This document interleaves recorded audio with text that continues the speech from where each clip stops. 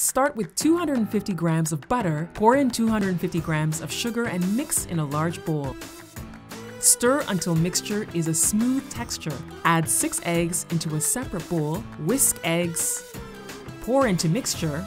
Continue beating paste until smooth. Blend 100 grams of millet flour, 400 grams of flour, and 2 tablespoons baking powder in a bowl. Add flour to the paste mixture and stir. Keep stirring, adding flour mixture to maintain consistency and avoid any lumps. Add water as needed while stirring. Grease baking sheet or pan with margarine or butter. Dust the pan with a little flour.